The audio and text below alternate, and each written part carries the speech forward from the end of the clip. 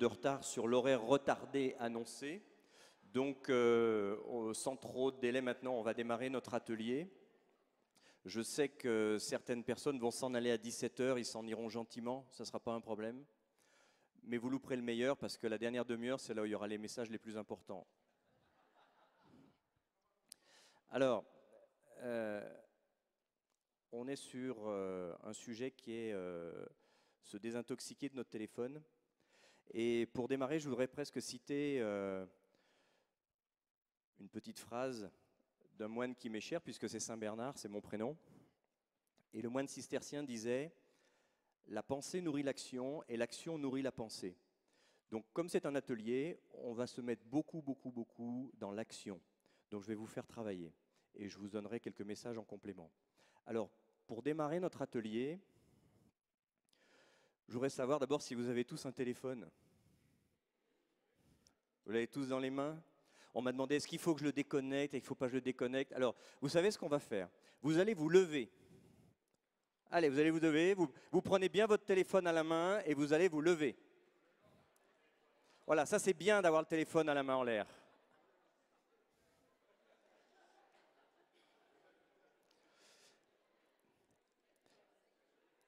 Et je vais vous proposer quelque chose. Vous allez venir gentiment sur le côté ici, à ma gauche, là, à votre droite à vous. Vous allez tous venir ici et vous allez, comme une procession, avec votre téléphone. Allez, c'est parti. Ne vous bousculez pas, chacun à la fois. Allez. Ça, c'est génial. C'est parfait. Vous allez tous vous installer là, en rang les uns derrière les autres, avec votre téléphone à la main.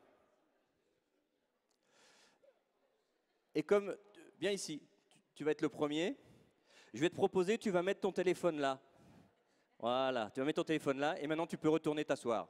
Allez, allez, c'est parti. Et vous allez tous venir déposer votre téléphone et on va se désintoxiquer déjà en commençant par poser notre téléphone aujourd'hui. Toi, tu le mets, non mets-le là, parce que sinon à 5 h tu vas me faire un cinéma. Alors le groupe de 5 h c'est ici, les autres, mettez-les tous ici là, qu'on les voit bien là, en paquet là. Vous pouvez les mettre les uns sur les autres, faites comme vous voulez.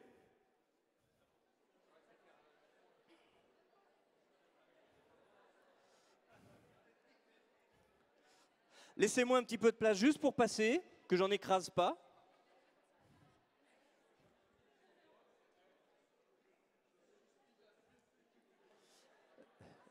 Venez les mettre ici, là. Mettez dans... Voilà. Ne les cachez pas là-bas derrière, parce qu'après, on ne les verra plus.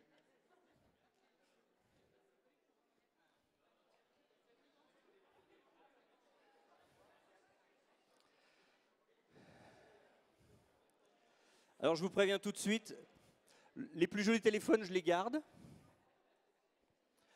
Et puis, si je peux en vendre quelques-uns, ça m'arrange bien.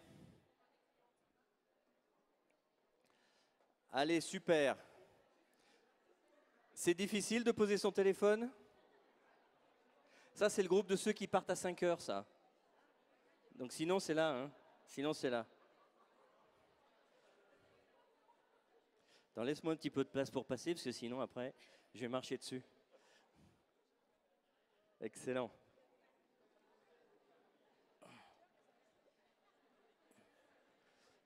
Allez, il reste encore un peu de place par là.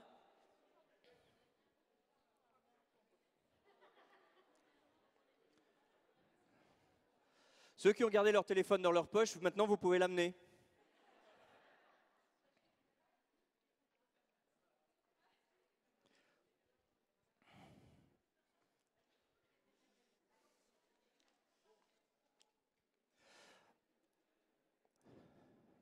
Merci déjà pour ce premier temps. J'espère que vous les avez au moins arrêtés, parce que s'ils risquent de sonner tout le temps, ça ne va pas être agréable. Mais bon, j'accepte, j'accepte. Alors, ma proposition maintenant, je voudrais que vous preniez un petit temps, ça va durer 3 minutes, et que vous mettiez par groupe de 3, et que vous vous posiez la question qui va apparaître sur le tableau. Et cette question, en fait, c'est... Elle apparaît? Non, il n'y a pas de... Ah, voilà. Ça vient pas. mettez en trinôme, et la question c'est, qu'est-ce que cela me fait de laisser mon portable? Pendant 1 heure et demie, vous allez être sans votre portable. Alors, par groupe de 3 minutes, vous réfléchissez à cette question, et ensuite on regroupera les informations qui remonteront. Je voudrais savoir un petit peu ce que vous voulez ressortir de ça. Allez, c'est parti, 3 minutes.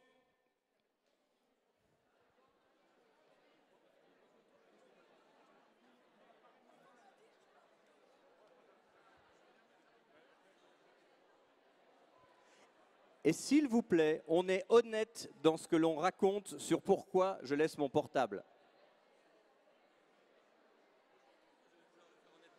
Ah ouais, c'est bien.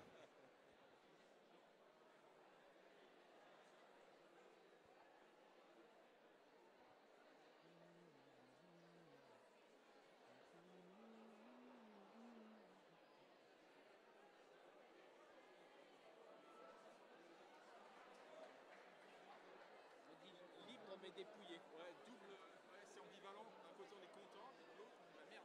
S'il y a besoin, n'hésitez pas à noter des informations, on va les partager ensuite. Hein.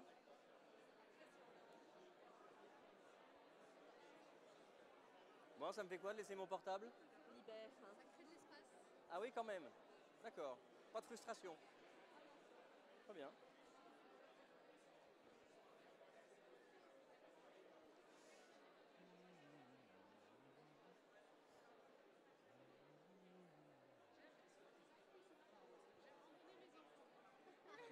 Mauvaise mère. Ou bon moment. Bon. Notez bien les infos, hein. D'accord?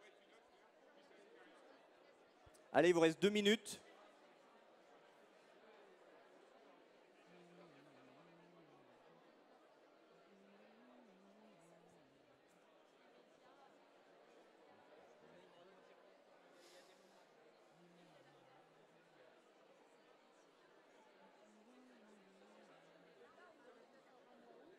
Et bah tout de suite, il était sur mon portable. Ça note?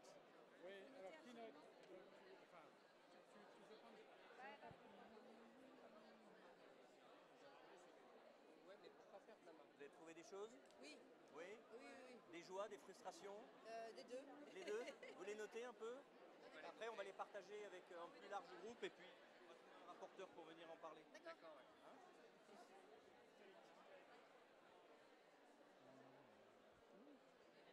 C'est bon? Ouais, mais c'est faussé, on a appareil, donc c'est mon téléphone perso, je m'en fous de le laisser. C'est vrai? Non, mais c'est vrai. Donc t'es ici. C'est le problème de le récupérer. Nous, on est sur la marche. Moi j'ai un iPhone 24 Ouais, là, j'ai un oui. iPhone 24, Ouais, ouais, j'ai jamais ouais. le retrouvé. Tu t'en prends un, puis on s'en fout. Tu veux une synthèse par écrit par groupe ou Non, non, vous notez les idées, puis on va les regrouper. On va faire des petits groupes ensuite. Et on trouvera un rapporteur par-ci par-là pour donner un peu les messages. Hein?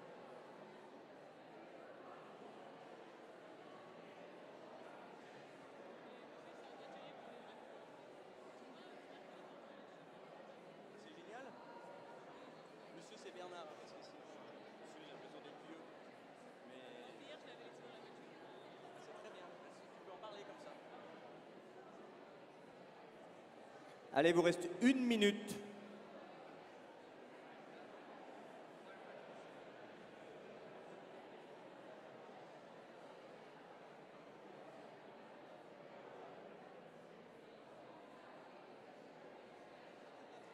vous avez demandé les téléphones, vous n'avez pas demandé les montres connectées.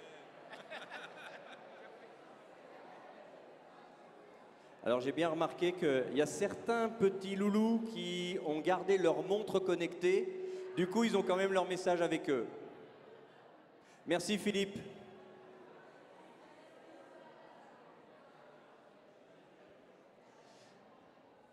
Bien.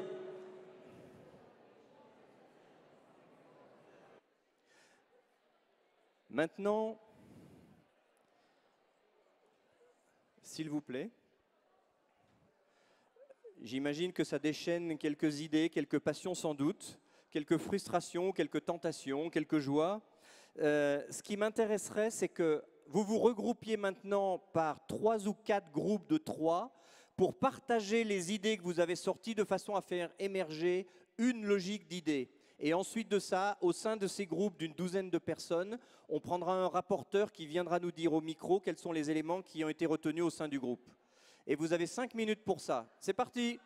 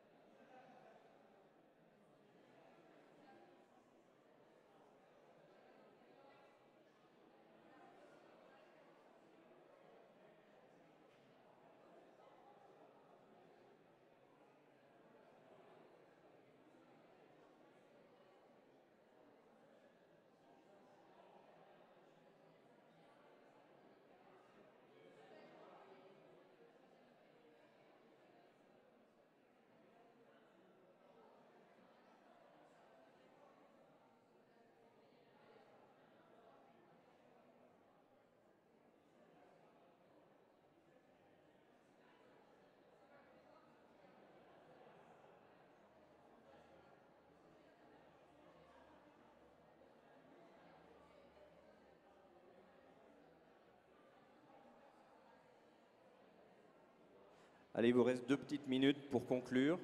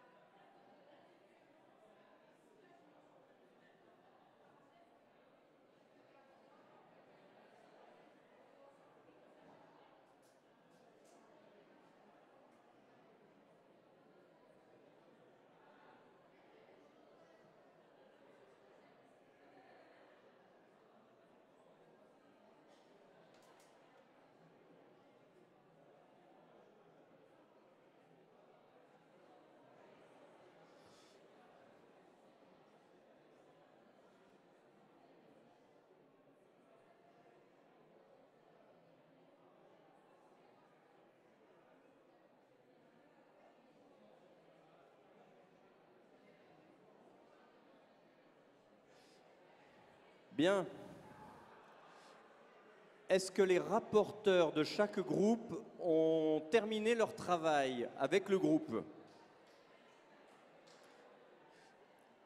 Chaque groupe, si vous pouvez lever le bras quand vous avez terminé, ça serait pas mal, juste pour que je vois à peu près où vous en êtes. Ok, il y a encore 2-3 groupes qui sont à travailler.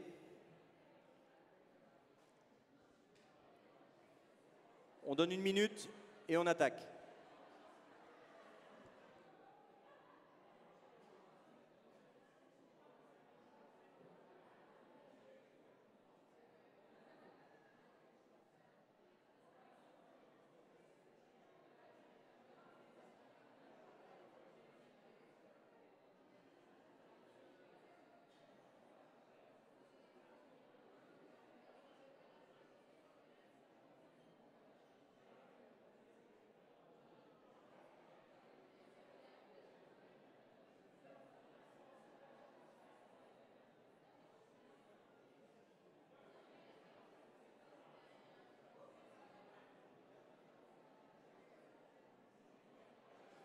Faut-il que je vous envoie un SMS pour savoir si vous avez terminé?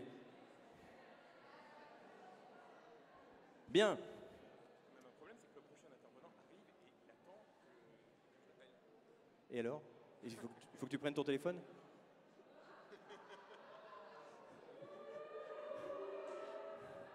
C'est sa petite amie qui est en train de le joindre et il voit que ça vibre de tous les côtés. Sacré Gilles. Bien.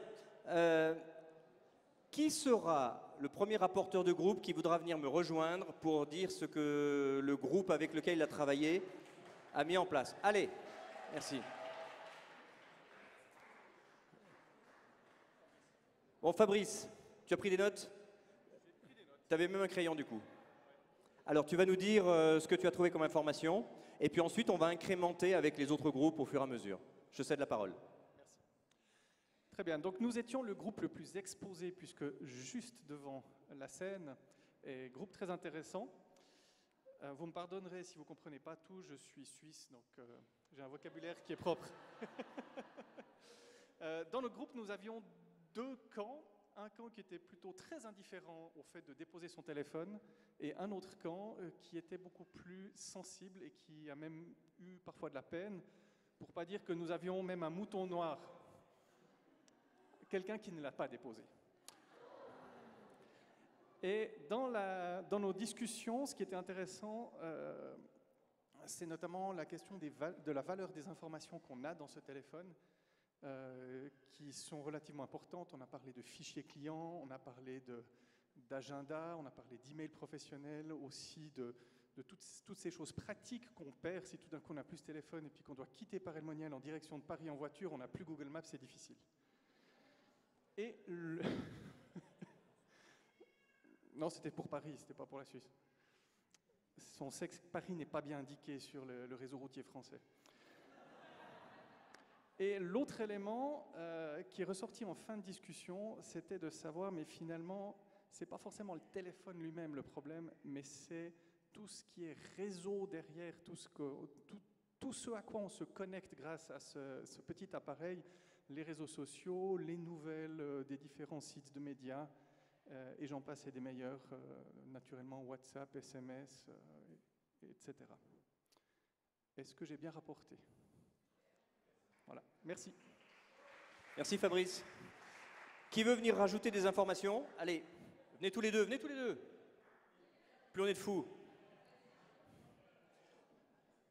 Alors la Suisse va laisser la place à la Belgique. Exactement, oui. Et en plus, j'ai vécu pendant 8 ans en Suisse, donc je cumule. Hein.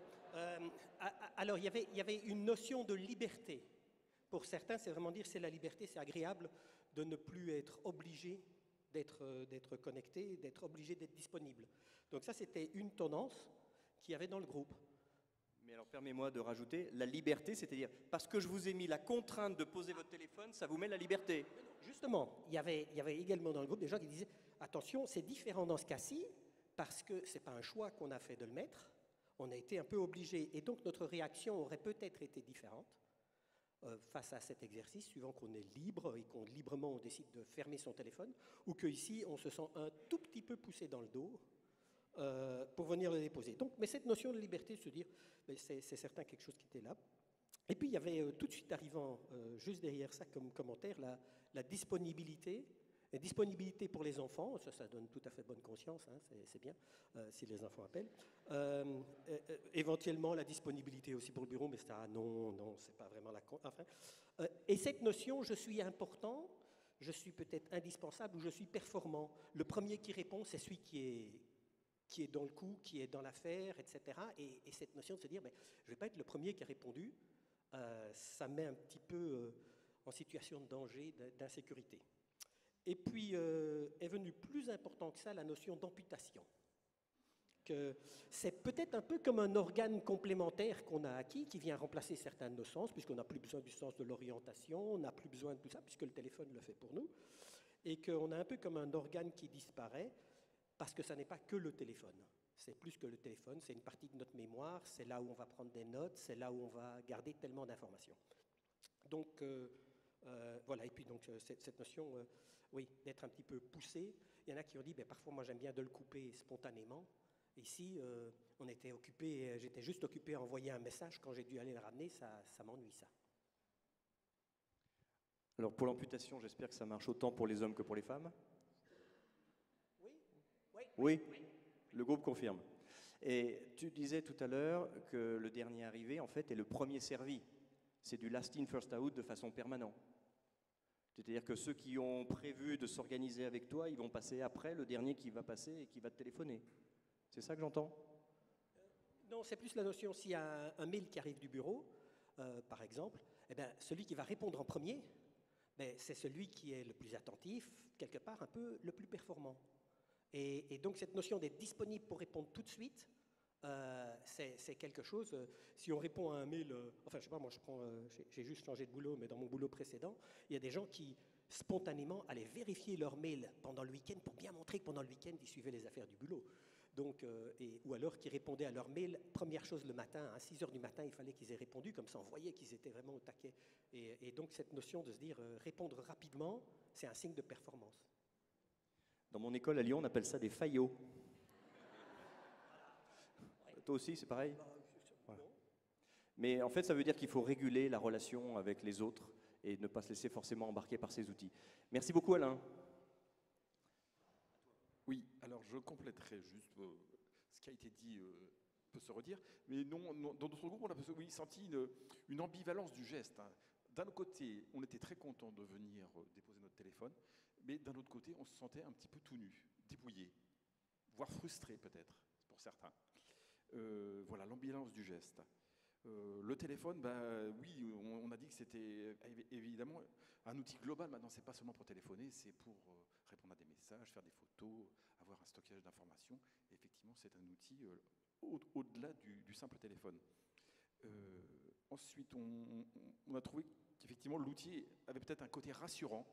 On avait un grand-père vis-à-vis de ses petits-enfants, voilà, qui se sentait aussi rassuré de savoir que ses petits-enfants avaient des téléphones, qu'ils pouvaient savoir où ils étaient, les joindre et tout ça. Donc l'outil est intéressant.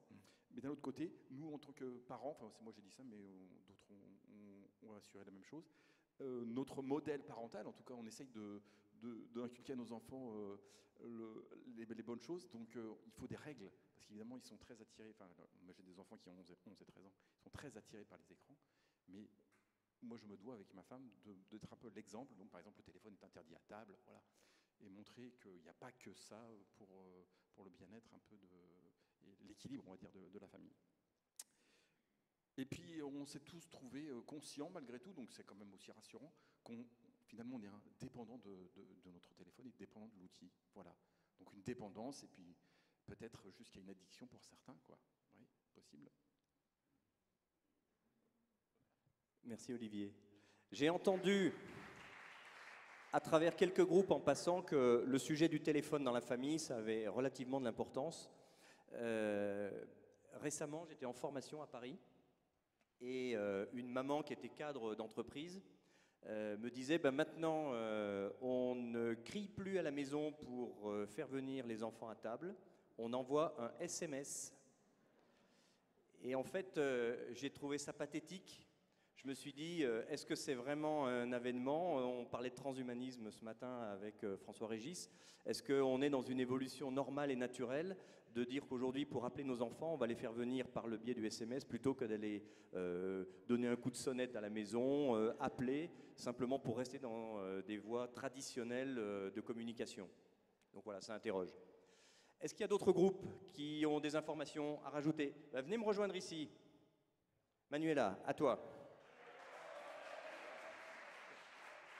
Tu as l'air très appréciée. Oh, je sais pas, je connais pas tout le monde, mais ça y est, on va faire connaissance là. Hein. En plus, on m'a jeté presque sur la scène. Je voulais pas venir, je vous le dis tout de suite. Voilà. Alors, en fait, nous, c'est varié parce qu'il y a de l'indifférence. Il y a des gens vraiment, ça n'a pas l'air de perturber plus que ça. Il y a même une personne qui m'a dit que ça lui faisait pas grand-chose aux grandes dames de son épouse. Voilà, je sais pas ce que ça veut dire. Je veux pas faire d'histoire. Voilà. Et il y a d'autres personnes pour qui c'est un inconfort. On a parlé tout à l'heure d'ailleurs déjà, parce que dans le téléphone portable, il y a plus que les numéros de téléphone, il y a beaucoup de choses, les photos, un tas de petits logiciels qui donnent accès à tout un tas d'informations. Et du coup, ils se sentent un peu démunis. Et donc, voilà. Moi, pour ma part, il est vrai que lorsque je sais que mes enfants s'éloignent un petit peu de la maison, un peu plus que d'habitude, j'aime être rassurée. Et à ce moment-là, effectivement, je vais le regarder un petit peu plus, ou en tout cas le garder plus près de moi. Mais autrement, c'est vrai que si je n'attends rien, ça ne me dérange pas. Ça sera en fonction de la situation du moment.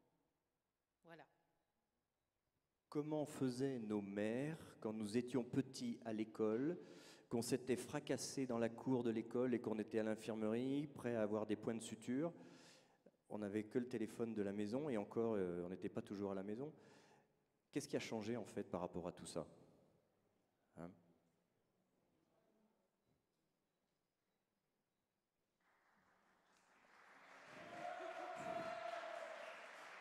Claire, encore une Claire. À toi. Alors, nous, on a plusieurs qui ont eu peur de le perdre et de ne pas le récupérer. Et là, je viens de voir un monsieur qui en a pris 2 d'un coup, là. C'est quelqu'un qui habite à Paray-le-Monial, si j'ai bien compris. Voilà, qu'on se sentait tout nu et que c'était, en fait, ça représentait un peu notre portefeuille et qu'il y avait vraiment beaucoup de choses importantes dedans. On était aussi avec des jeunes et les jeunes se sont sentis coupés du monde. Voilà, comme un manque d'information immédiate et voilà, coupés du monde. Et alors le point positif, c'est qu'on a tous dit qu'on serait beaucoup plus concentrés pendant le topo.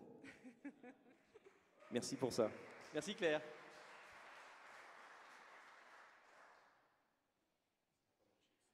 Voilà, allez Jacques, à toi. Merci. Bon, alors nous, on a été, il y avait 3 groupes qu'on a réunis pour la synthèse, et en fait, on était tous différents, donc voilà, il y avait un peu de tout. Des choses qui ont déjà été dites, notamment la peur de ne pas récupérer son portable, parce qu'il y en a beaucoup. Ouais, en plus, voilà, c'est ça le problème.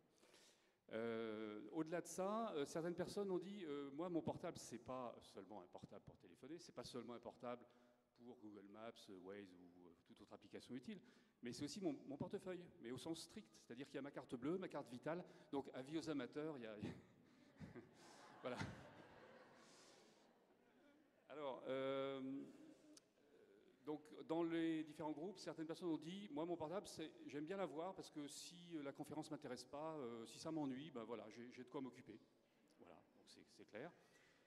Sans donner de nom, je dirais aussi que certaines personnes n'ont pas remis leur portable. Voilà. Quoi d'autre? Alors, voilà, il y a des usages évidemment multiples, mais notamment des raisons très pratiques qui font qu'on n'a pas forcément voulu déposer le portable. C'est que le planning du forum se trouve sur le portable. Donc, voilà, c'est bien de l'avoir aussi à tout moment pour savoir ce qui se passe après. Alors après, au-delà de ça, on a eu des informations très, je dirais, dans l'esprit, je crois, de la session, c'est-à-dire, ah ben nous, on joue le jeu à fond, c'est un challenge, allez, on est joueur, on le fait, voilà, on y va carrément, et puis ça nous fait du bien, ça nous libère. Voilà. Je crois que j'ai à peu près tout dit.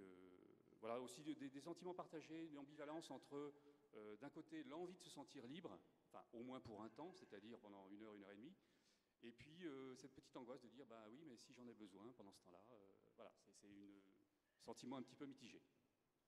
Voilà. Merci Jacques. Y a-t-il d'autres groupes qui voudraient rajouter des informations? Oui? Vas-y, je t'en prie. Alors nous, comme les autres, on avait des niveaux de dépendance au portable très variables, entre ceux qui essaient de gagner du temps en traitant leur mail dès qu'ils ont 1 minute, et puis des gens qui arrivent à s'en passer plusieurs jours. De façon générale, on a eu aussi une petite différence entre l'envie d'avoir le portable disponible, de l'avoir avec soi, et d'être un peu gêné quand on ne l'a pas, et l'utilisation addictive ou non. C'est-à-dire qu'on peut avoir envie de l'avoir pour être relié aux autres, relié au monde ou à ses proches en cas de besoin. Pour autant, on ne va pas forcément regarder les news toutes les 5 minutes.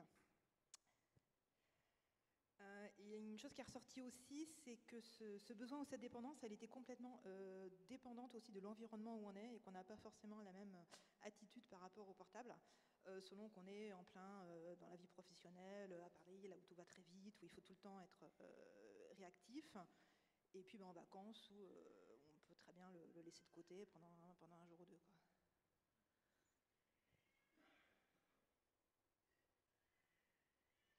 Sinon, le reste, ça a déjà été dit.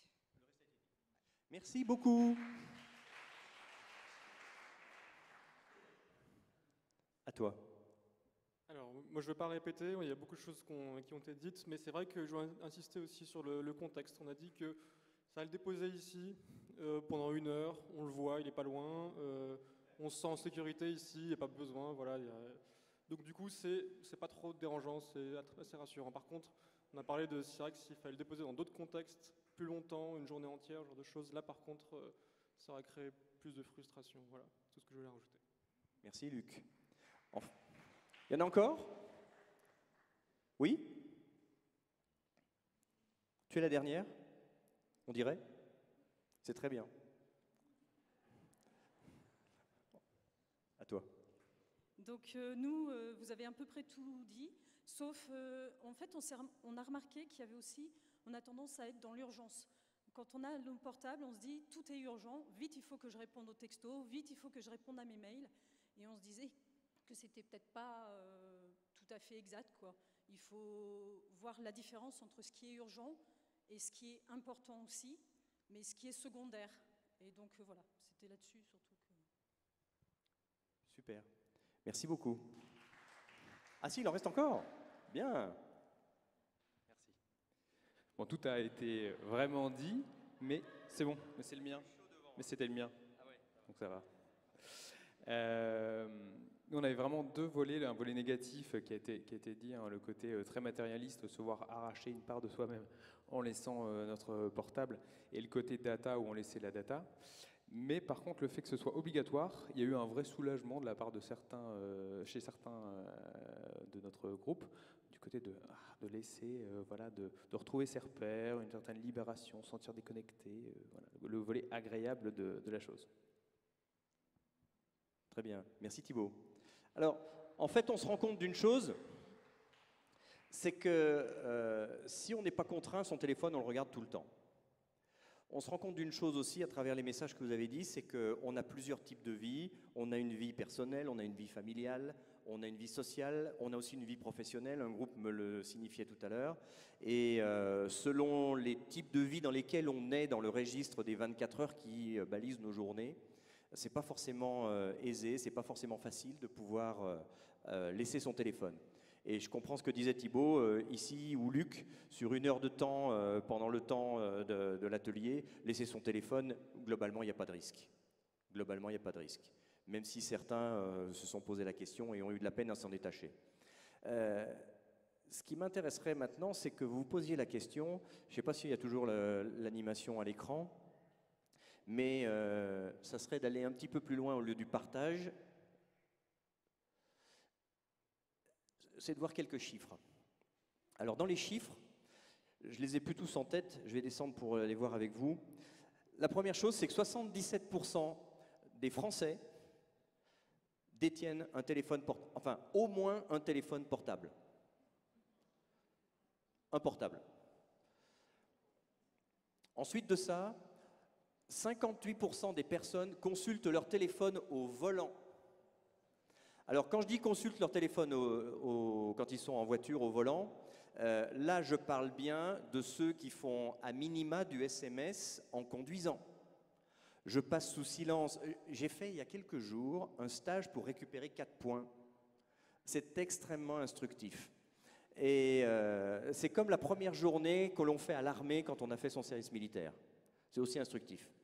Et en fait, on se rend compte d'une chose, c'est que nombre de gens aujourd'hui au volant, non seulement écrivent, lisent, mais regardent des films ou des séries en conduisant. Et je ne parle pas de tout le reste de la population qui n'est pas signifiée dans cette question de l'étude, qui sont les gens qui utilisent leur téléphone en voiture parce qu'ils ont Waze, parce qu'ils ont Google Maps ou parce qu'ils ont une application qui leur donne la route, ce qui est une autre chose. Voilà. Ensuite de ça, aujourd'hui, on se rend compte que 82% des détenteurs d'un téléphone portable l'utilisent pour faire des photos et des vidéos.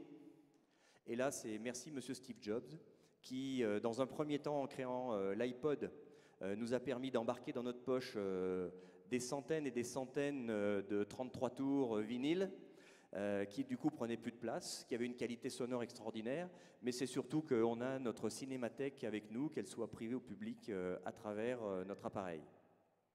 Ensuite de ça, 28% des personnes, non 23% pardon, des personnes consultent leur téléphone avant de s'endormir. Des fois que. Je vous rajouterai que 47% des personnes qui sont dans cette logique regardent leur téléphone au moins une fois au milieu de la nuit, quand ils se réveillent. Eh oui. Non mais on commence à être bien malade quand même. Hein. 20% des personnes, dans moins de 5 minutes après le réveil, consultent leur téléphone. Et cette logique passe à 40% pour les 18-24 ans. En fait, ils ouvrent un œil, ils allument leur téléphone. Et dernier chiffre, 43% des jeunes, le téléphone est une source de conflit parental. C'est-à-dire qu'en fait, ils sont en souci avec leurs parents sur les modes d'utilisation du téléphone. Et comme ça a été dit tout à l'heure, des règles de vie du téléphone à la maison. Ça va me coûter des ronds encore. Hein. Je vous donne un exemple. J'ai 5 enfants qui maintenant sont grands, mais il y a quelques années, les premiers attendaient d'avoir 18 ans pour avoir un téléphone. Et puis maintenant, ma petite dernière qui a 13 ans a son téléphone parce qu'elle a récupéré un ancien téléphone de papa. Et du coup, tous nos enfants ont eu des téléphones. Et à un moment donné, mon épouse a dit, ça ne peut plus faire. Il faut qu'on organise la maison un petit peu différemment parce que le téléphone, il y en a de partout et il y en a tout le temps. Et surtout, elle avait constaté qu'il y en avait souvent la nuit. C'était l'époque où Facebook se démultipliait et les gamins à 17-18 ans, et vas-y que je fais des tweets et du Facebook pendant la nuit. Donc du coup, on a instauré à la maison des boîtes aux lettres. Et chacun avait sa boîte aux lettres qui recevait de moins en moins de courriers papier par la poste, mais par contre, le soir, c'était le lieu pour stocker nos téléphones. Objectif, on rentre à la maison, et ben c'est la même chose qu'un cow-boy quand il rentre dans le saloon, il pose son pistolet. Tout ça marchait à peu près bien. Non, je vais dire très bien. Jusqu'au moment où on s'est rendu compte en fait que mon fils avait 2 téléphones et que quand il rentrait le soir, il posait le téléphone qui avait plus de carte SIM à l'intérieur. Pour dire que vous pouvez poser toutes les règles, on peut mettre toutes les stratégies en œuvre pour contourner les règles.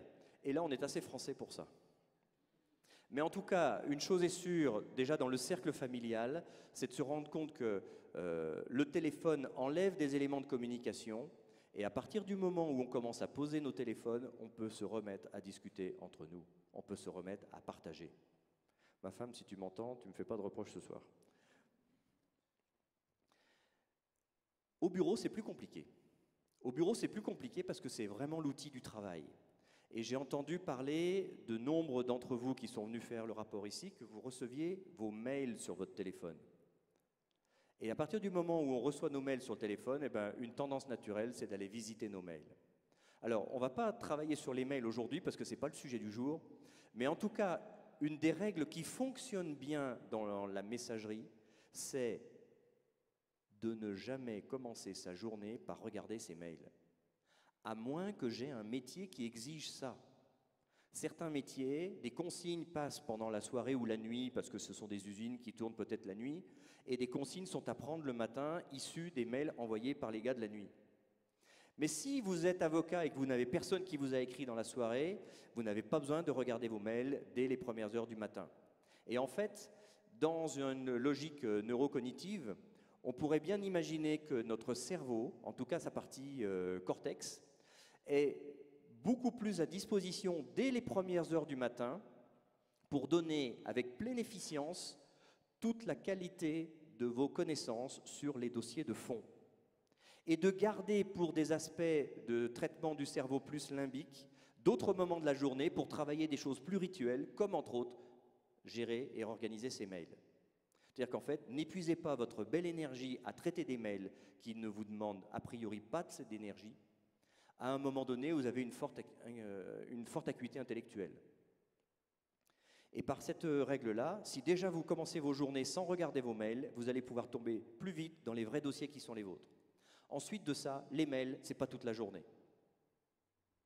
Imaginez que vous êtes en train d'aller faire pipi et que chaque fois qu'un mail sonne, vous êtes obligé de quitter l'endroit où vous allez faire pipi sans même avoir pu le temps de terminer.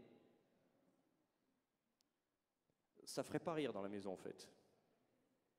Donc, prenez juste le temps de vous dire, je regarde ma messagerie à certains moments de la journée.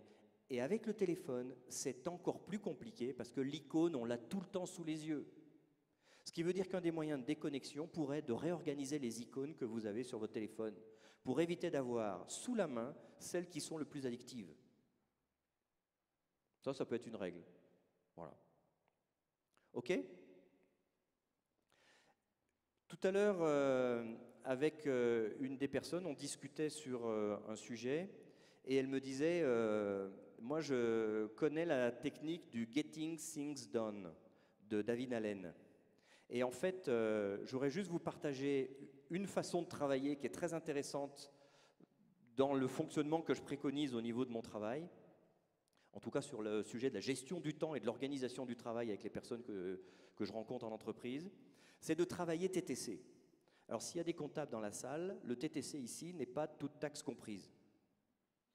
Mais le travailler TTC, pour moi, ça veut dire je touche, je traite et je classe. Ça veut dire qu'à partir du moment où je touche un document, à partir du moment où j'ouvre et je touche un mail, je traite ce mail et je le classe ensuite. À partir du moment où je fais un coup de téléphone, où j'utilise une de mes applications sur mon téléphone, je touche cette application et je ne zappe pas pour traiter une autre application ou passer un autre mail, etc., etc. Ce qui fait que ça va vous permettre un petit recentrage. Et ça fait beaucoup de bien d'être dans le recentrage. Ça va, ça ? TTC, je touche, je traite, je classe. Alors j'avais prévu un deuxième exercice, je ne sais pas si on va avoir le temps de le faire. Il est 17 heures. Le deuxième exercice, il y a de l'image là. J'ai plus de chef là-bas. Voilà. Le deuxième exercice, c'était de se dire, quelle action pourrais-je entreprendre pour moins utiliser mon portable?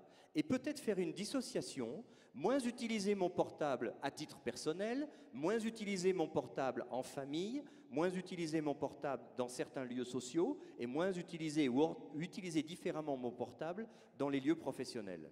Je vous propose, vous vous remettez 7 minutes dans les groupes, les grands groupes que vous aviez faits pour reprendre la discussion avec cette question et j'apprécierais beaucoup que vous apportiez des réponses extrêmement concrètes que tout le monde pourra utiliser ensuite. Merci, c'est parti, 7 minutes.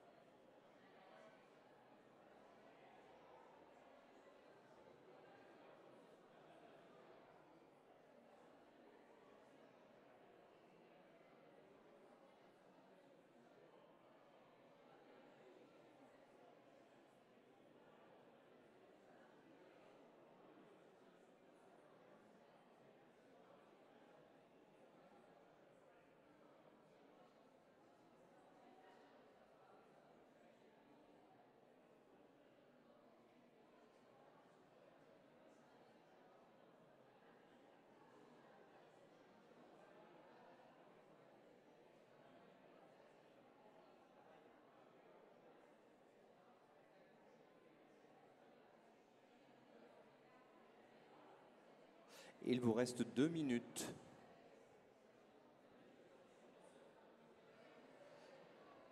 2 minutes.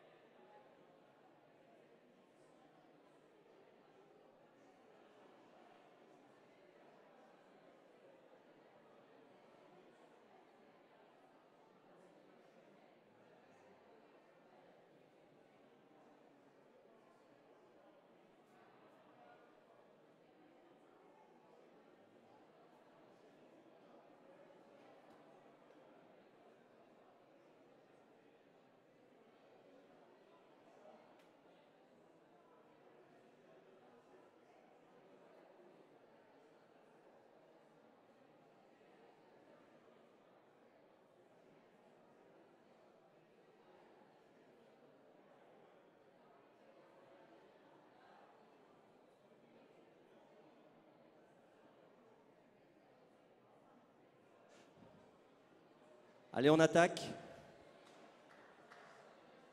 Un premier groupe qui vient sur scène avec moi. Allez, les rapporteurs.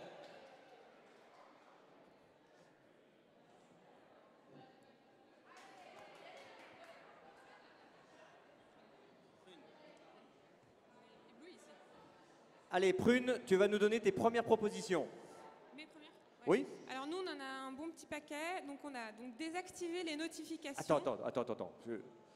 J'ai l'impression que devant on t'écoute, mais derrière on t'écoute pas du tout. Le temps de la causerie est terminé. On est maintenant dans le temps des propositions. Allez, Prune, à toi. Donc on a désactivé les notifications. Ensuite, laisser son téléphone à la maison quand on va faire le marché, les courses, quelque chose à l'extérieur qui ne nécessite pas forcément d'avoir son téléphone. Ensuite, on a mettre en silencieux et consulter de temps en temps, ou mettre en mode avion en réunion ou la nuit. En réunion, t'es sûr en réunion? Parce que les réunions, quand on s'emmerde en réunion, c'est le meilleur moment pour pouvoir envoyer des SMS aux autres. Pour des réunions efficaces, il faut être concentré sur la réunion. Pardonne-moi, je t'interromps. Juste pour dire, en réunion, en formation, je ramasse les téléphones comme on l'a fait tout à l'heure, de façon à ce qu'on puisse être présent dans l'ici et maintenant avec la réunion, et non pas prendre le temps de checker autant des SMS que des mails, et faire du travail qui fait qu'on est présent sans être présent. Donc demain, une des règles, c'est aussi la réunion. Couper les portables. On est actif au lieu d'être passif. Alors du coup, ensuite, il y avait mettre l'écran en noir et blanc. Alors ça, je crois que ça réduit visiblement l'addictivité. Je ne sais pas trop. Ensuite, il y avait en entreprise, donc il y a des entreprises qui ont proposé des demi-journées sans mail et sans téléphone, sauf pour les urgences. Donc il y a des personnes qui sont un peu dédiées, on va dire, aux urgences. Alors je ne maîtrise pas trop la question, mais c'était en tout cas évoqué et assez documenté. Ensuite, il y avait alors passer d'un smartphone à un genre 3310, histoire de se remettre au Snake. Non, mais du coup, de moins avoir toutes les applications possibles et inimaginables et donc les addictions qui vont avec. Ou bien on peut trier ces applications ou les ranger dans des dossiers pour les voir un petit peu moins. Voilà. Ensuite, on avait pensé à des applications qui limiteraient, par exemple, vous jouez à Candy Crush depuis 3 heures, et donc l'application dit, bon, bah, maintenant, t'as trop joué, donc t'arrêtes, et ça pendant 3 heures. Donc, On peut peut-être mettre moins de 3 heures en plus. Ou on peut le supprimer, mais tout le monde n'est pas forcément capable de supprimer directement. Ensuite, il y avait quoi? Il y avait couper le Wi-Fi le soir, ou alors éteindre son téléphone, par exemple, de 22h à 10h du matin, enfin des créneaux. Ensuite, il y avait charger son... Alors ça, c'était plutôt pour les enfants, mais je pense que c'est une bonne idée pour tout le monde. Donc, c'est charger son téléphone à l'extérieur de sa chambre. Du coup, comme on charge tous nos téléphones toute la nuit, du coup, on est coupé un certain temps. Et la dernière, c'était avoir un espèce de angel, donc une personne à qui on demanderait de nous alerter quand on commence à avoir un comportement un petit peu abusif, en tout cas une utilisation abusive de notre téléphone à table ou enfin dans l'univers qu'on a du coup choisi. À la maison, c'est maman. Voilà, je crois qu'on a fait le tour. Merci Prune, bravo.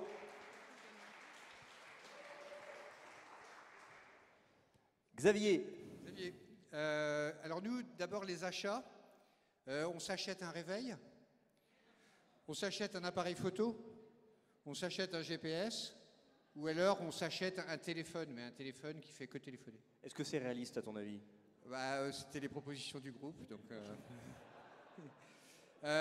en vrac, il y a certainement des choses qui ont déjà été dites.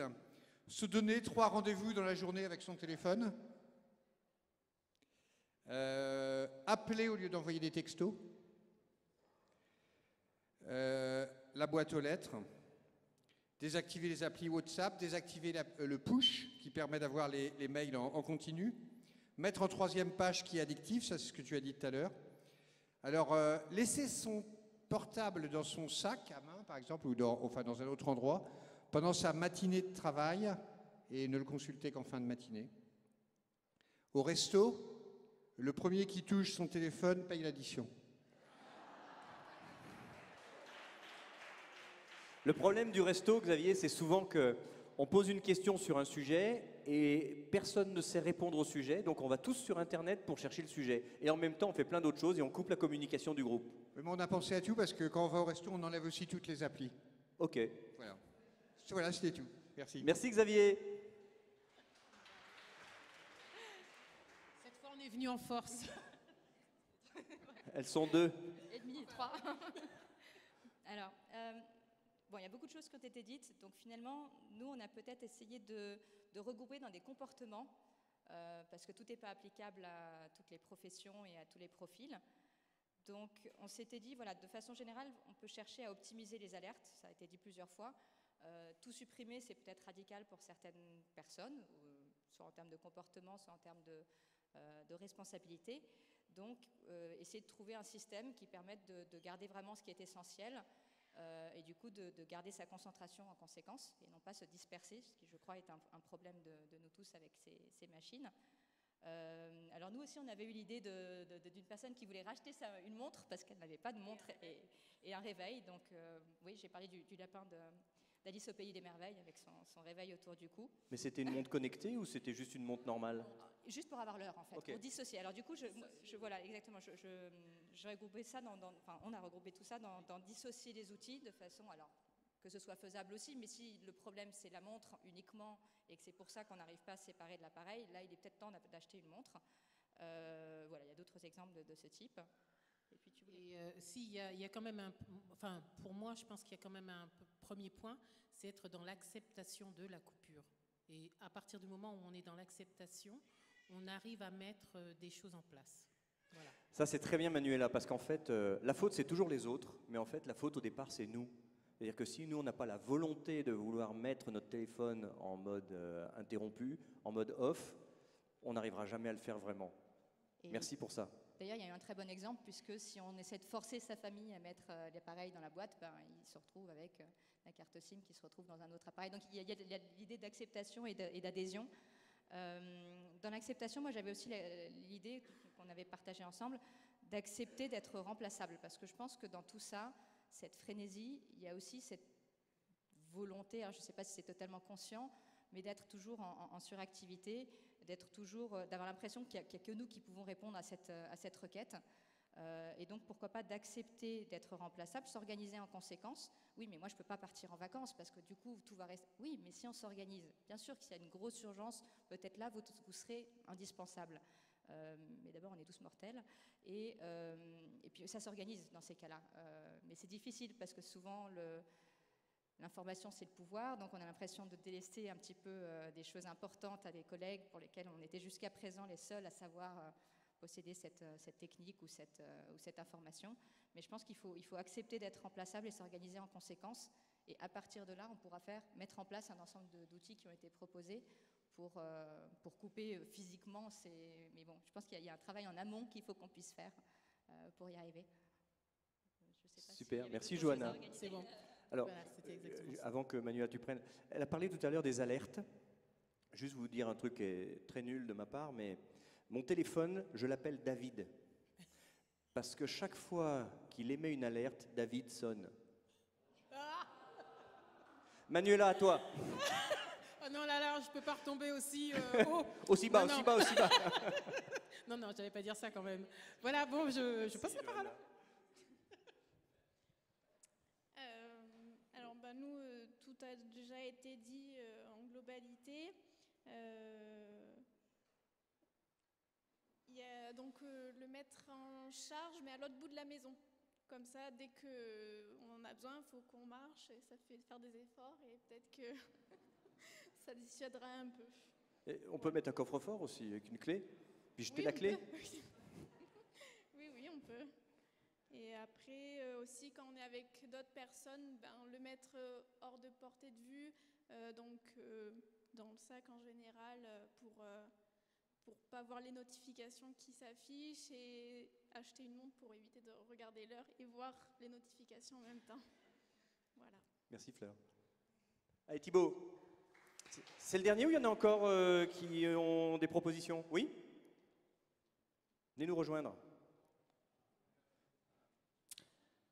Alors, pareil, il y a déjà beaucoup de choses qui ont été dites. On avait bien sûr les mails, pas de mail en continu, les push là, qui arrivent tout le temps. Désactiver les notifications de toutes les applis qui permettent d'y aller vraiment quand on en a envie.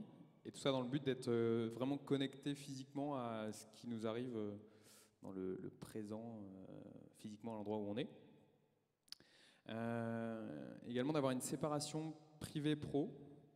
Alors certains avaient 2 portables, d'autres un seul qui rassemblait l'ensemble, donc ils l'éteignaient ou ils l'allumaient, etc.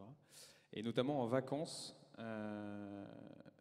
d'arriver à faire un break, pourquoi pas d'arriver à faire un break de portable régulier. Et également de ne pas hésiter à utiliser les mails d'information d'indisponibilité.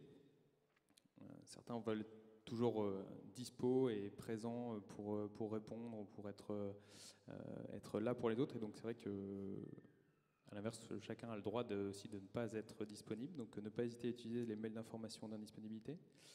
Et également de dédier le temps aux mails, mais aussi à ses enfants, à ses amis ou aux gens qui sont autour d'une table en train de boire un verre. Enfin voilà, dédier des temps, des temps spécifiques. Oui, mais si tu fais du temps à tes enfants, ça rapporte rien, alors qu'un mail, oui. C'est vrai. Peut-être pas avoir d'enfants ou peut-être pas avoir d'enfants, voilà, c'est ça. On va faire une brocante à gamins, du coup. Merci beaucoup, Thibaut. Les solutions sont les mêmes que celles qu'on a entendues, peut-être juste complémentaires. Qu'est-ce que vous rajoutez? Les petits outils, les widgets, supprimer tout ça, qui nous rend la vie finalement complètement impossible. Non, c'était juste, finalement, on a évoqué le mode avion, par exemple, mais alors un de nos chers camarades du groupe me dit, moi je suis en mode avion, mais je me fais engueuler parce que je ne réponds pas. Et ça, c'est le revers de la médaille. On peut générer de l'inquiétude parce qu'on ne répond pas.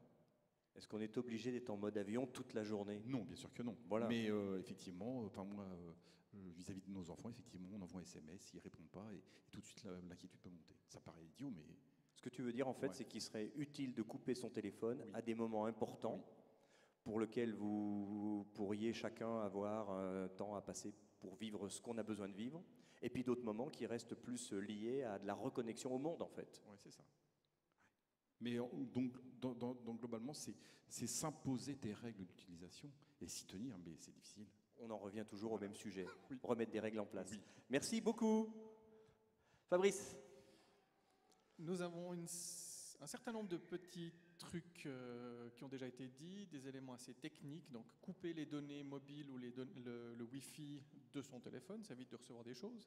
Se désabonner des mails, messages et autres flux commerciaux qui apparemment polluent passablement notre esprit quand ils arrivent tout le temps. Ça, c'était pour le technique. Et après, dans le comportemental, on a des choses assez intéressantes. Alors, la montre, comme on avait mes copains suisses aussi dans le groupe, on n'a pas besoin de s'acheter une montre parce qu'on en a tous beaucoup, mais il suffit de changer la pile et de la porter. Et en Suisse, il n'y a pas de pile? Si, si. Ah bon? Oui. Mais la réflexion venait surtout du fait que quand on est en entretien avec des personnes, des entretiens parfois assez importants, ça ne le fait pas de sortir son téléphone pour regarder l'heure, pour savoir combien de temps il reste pour discuter. Dans les rituels, donc une fois par semaine, une sortie sans son téléphone, le sommet du glamour pour les éventuels célibataires, faire le geste d'éteindre son téléphone devant son amoureux, son partenaire en face, en début de soirée en tête-à-tête. Ça le fait. Il n'y a plus qu'à trouver des amoureux dans la salle. Voilà, oui. Nous avons remis dans notre famille un dictionnaire dans la pièce à vivre, ce qui évite aux enfants d'aller sur le téléphone pour regarder les définitions. C'est pas gagné, hein. Et puis, qu'est-ce qui me reste? Alors, la dernière parole qui m'a été glissée comme ça à l'oreille en dehors du groupe, ne pas prendre son téléphone à la messe car Dieu nous contacte autrement. Ouais, super. Merci Fabrice. Allez, Luc. Alors, dans ce qui n'a pas encore été dit, je trouvais qu'il y avait une idée géniale qui ne vient pas de moi, mais qui était d'avoir un livre à disposition. Parce qu'il y a beaucoup de périodes, quand on attend le bus, le métro, etc. Et ben, pour s'occuper, on prend le téléphone, mais on pourrait plutôt prendre un livre et lire. Donc voilà, ça peut être une méthode de s'éviter le téléphone. Sinon, on peut désinstaller certaines applications qui sont consultables sur ordinateur. Est-ce qu'on a besoin d'aller consulter Facebook toutes les 5 minutes, ou est-ce qu'on peut le faire une ou deux fois par jour, voire plus, parce qu'on est quand même souvent devant un ordinateur, donc aller consulter Facebook, Twitter ou autre, voilà, donc peut-être désinstaller certaines applications. On en a parlé un peu, mais voilà, poser des règles avec les collègues en disant, voilà, tel jour je suis pas disponible, je suis en vacances, je suis en déplacement, ce genre de choses, bien dire à l'avance, comme ça ils vous solliciteront pas. Et puis, dernière idée, peut-être partir de chez soi avec une batterie à moitié déchargée. Comme ça, on économise un peu l'utilisation. Ça force à l'économie. Et voilà. Mais sans avoir de batterie supplétive. Bien sûr. Merci beaucoup, Luc.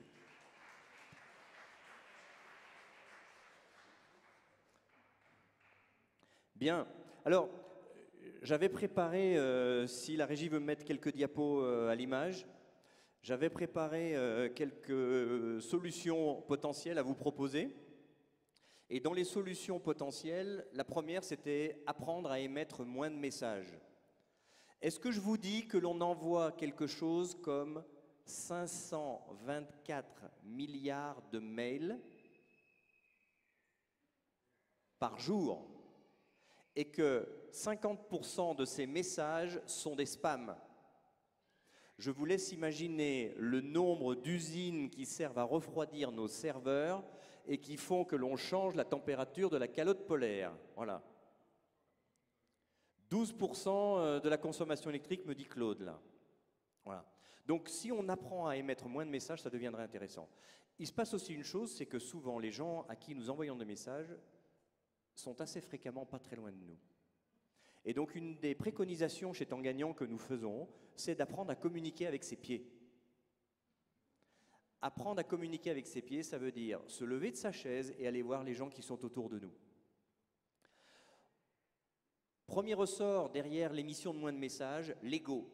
Souvent, c'est notre ego qui se met en avant et qui fait qu'on a besoin d'être présent sur la toile, on a besoin de briller devant les autres, on a besoin d'être existant dans le monde de nos réseaux sociaux. Mais l'idée de checker les interactions, c'est en fait donner le message, je ne veux pas être tout seul dans mon coin, j'ai besoin d'être aimé. J'ai besoin qu'on reconnaisse que je suis aimé. Voilà. Et chaque fois qu'on me fait des petits likes, ben, ça me fait du bien et je suis heureux. Donc, émettre moins de messages, ça peut déjà commencer par ça et apprendre à communiquer autrement. Ensuite, lire moins de messages. Donc ça, je l'ai entendu tout à l'heure. Pour lire moins de messages, on peut commencer à diminuer le nombre de comptes. J'ai entendu François Régis ce matin, s'il est encore dans la salle, qui disait qu'il avait supprimé son compte Facebook. Bon, ok, il a un peu péché, il est passé sur Instagram. Mais peut-être qu'il va faire quelques efforts pour diminuer un petit peu tout ça. Mais en tout cas, si on diminue le nombre de comptes, on se rend compte qu'on n'a pas besoin d'exister partout. Et qu'un compte que vous n'avez pas regardé pendant quelques semaines, vous pouvez le supprimer de votre application et vous n'irez plus jamais. Les amis inconnus, ben, si vous avez plein d'amis inconnus, soit vous avez besoin d'exister au milieu de tous ces gens-là et qu'on vous reconnaisse, soit vous n'en avez pas besoin et à ce moment-là, ce n'est pas la peine de les avoir. Donc, supprimez-les. Les groupes inutiles. Apparaître dans des groupes où ça fait bien d'y être parce qu'il y a des gens que je connais qui y sont. Pas plus que ça. Supprimer certains réseaux et ces applis chronophages, je viens d'en parler. D'accord? Je continue. Désactiver toutes les notifications. Tout à l'heure, je ne sais plus si c'est Thibaut ou Fabrice qui en parlait, on a des notifications dans tous les sens. Ça clignote, ça fait des tintinements, ça fait des cloches, ça fait des sons, ça fait des waps, des sweeps, tout ce qu'on veut. Et en fait, à chaque fois que nous sommes dans une action et que l'on entend notre téléphone qui émet un son, cela nous perturbe dans l'action dans laquelle nous sommes pour pouvoir nous recentrer sur le téléphone. Du coup, on n'est nulle part. On n'est ni avec notre téléphone, ni dans l'action dans laquelle on est. Donc, autant supprimer toutes les notifications. Enfin, borner les connexions. Borner les connexions dans le temps. On n'est pas obligé d'être connecté 24 heures sur 24 de nos journées. Il n'est pas impossible que sur un week-end, vous ayez envie d'être tranquille et vous annonciez dès le vendredi au bureau que votre téléphone ne sera pas dans vos mains de tout le week-end. Une amie qui était attachée de direction et qui s'occupait d'un grand patron lui disait « c'est pas la peine de me téléphoner ou de m'envoyer des informations sur mon BlackBerry, je laisse mon BlackBerry au bureau dans le week-end. Si par contre il y a une urgence, vous pouvez m'appeler sur mon téléphone portable personnel. » Et du coup, c'est plus rare. Borné dans l'espace, selon les lieux dans lesquels on est. On est obligé de le rappeler au théâtre, on est obligé de le rappeler à l'opéra, on est obligé de le rappeler au cinéma, on est obligé de le rappeler à l'église, on est obligé de le rappeler dans nombre de lieux où nous sommes en communauté, que notre téléphone doit être dans un mode au moins où il ne perturbe pas les autres s'il s'amenait à sonner. Et pareil ici, on n'a pas besoin de notre téléphone tout le temps. Je continue. Dans les sanctuaires de ma vie, quand avec Pierre Durieux, avec qui j'avais fait ce premier atelier aux ateliers de Valpré, aux entretiens de Valpré au mois de novembre, on s'était dit quand même, on avait le cardinal Barbarin qui était avec nous, et on s'était dit quand même qu'il fallait parler des sanctuaires de notre vie, c'est-à-dire tous les moments pendant lesquels on est un peu en introspection, on a besoin de faire le point avec nous-mêmes, et là, comme le rappelait Fabrice il y a quelques minutes, on n'a pas besoin d'être connecté par le téléphone avec le Seigneur, on a besoin d'être connecté nous-mêmes directement avec le Seigneur, et la communication, elle est infaillible, elle est beaucoup plus rapide. Et donc chaque fois qu'on coupe notre téléphone dans ces temps-là, on se rapproche de la vérité de ce que nous pouvons être.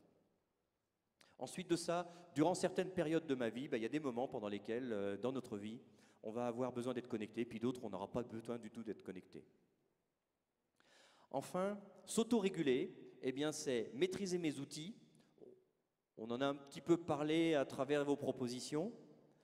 C'est une décision intérieure, et la décision intérieure, elle est ressortie par les informations de certains, c'est de se dire que c'est moi qui décide et ce n'est pas le système qui décide pour moi. Si on regarde bien, aujourd'hui, on passe plus de 5 heures par jour sur un écran. que ce soit un écran de téléphone mobile, que ce soit un écran de pad, que ce soit un écran d'ordinateur, que ce soit un écran de télévision ou d'autres types d'écrans encore. 5 heures par jour sur une journée de 24 heures, c'est quand même beaucoup.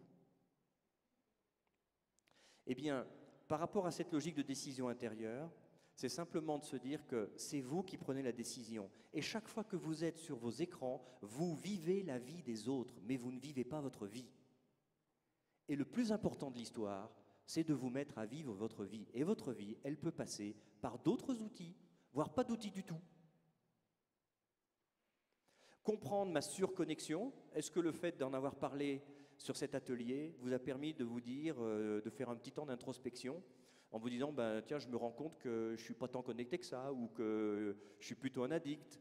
Il y avait une jeune femme tout à l'heure qui disait, moi, si je viens sur scène, là, ça va être catastrophe, parce que je vais en dire, et puis elle va aller à contre-courant des messages. Donc, je lui ai proposé de venir, mais elle n'est pas venue. C'est que peut-être elle est en train de prendre conscience qu'elle peut faire quelque chose. Donc, ne plus les laisser guider ma vie, voilà l'idée. Donc, récapitulatif, émettre moins de messages, lire moins de messages, borner nos connexions et s'auto-réguler.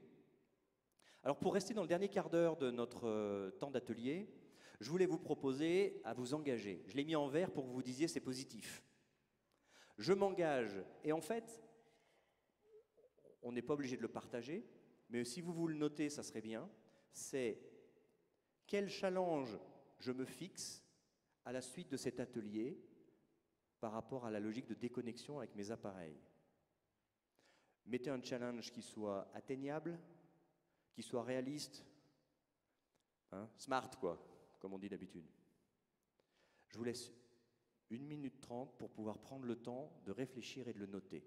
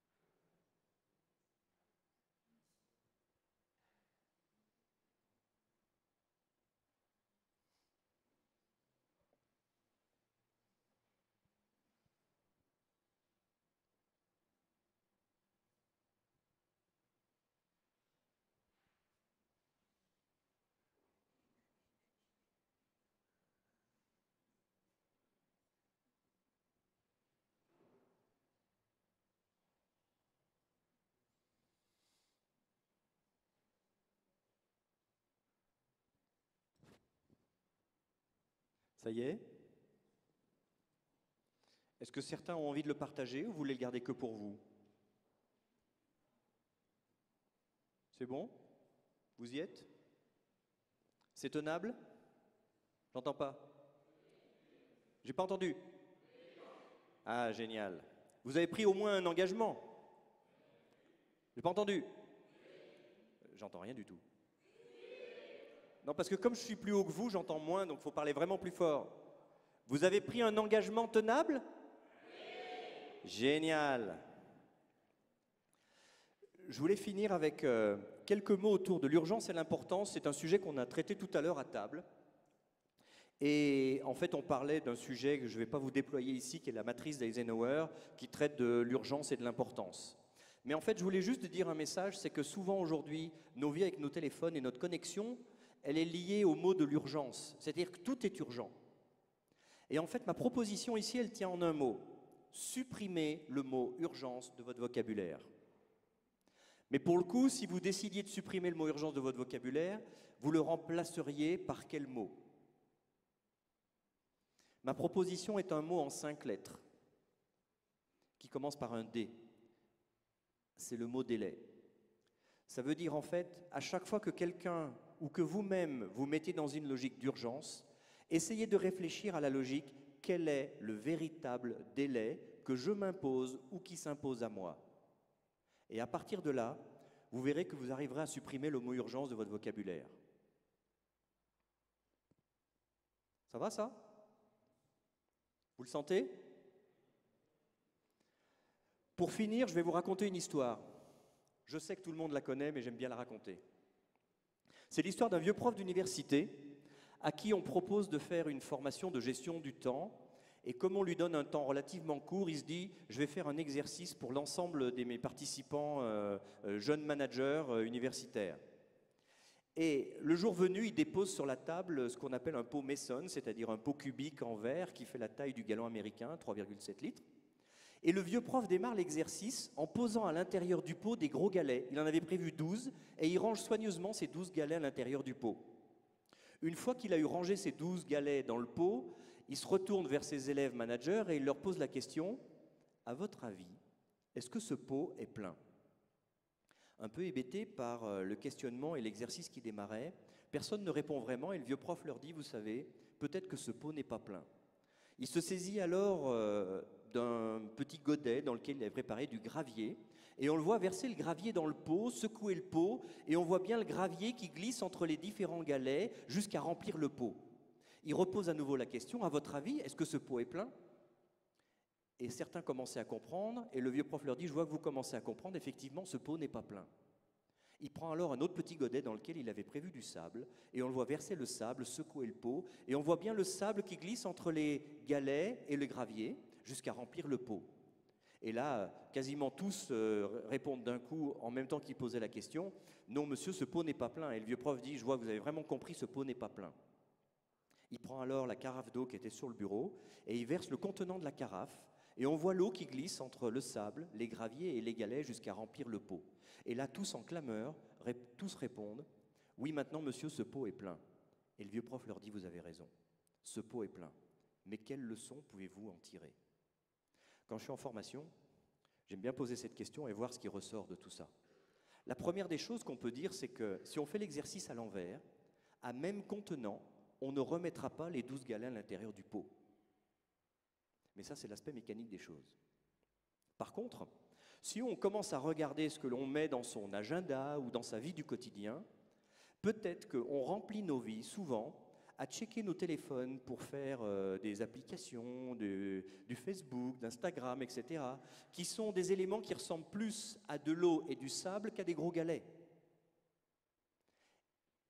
Et finalement, si on se met à réfléchir autour des 4 vies dont je vous ai parlé tout à l'heure, que sont ma vie personnelle, ma vie familiale, ma vie sociale et ma vie professionnelle, l'idée serait de se dire quels sont les galets que je veux mettre dans cette vie ou dans chacune de ces vies. Et en finalité, peut-être que du coup notre téléphone deviendra un outil qui nous semblera très très loin dans la situation par rapport à des choses qui sont beaucoup plus essentielles à vivre. C'est ce que je vous souhaite. Je vous remercie et je vous souhaite d'apprendre à ralentir le temps du quotidien et vous verrez que de ralentir le temps du quotidien accélérera et donnera du sens à votre futur. Merci à tous.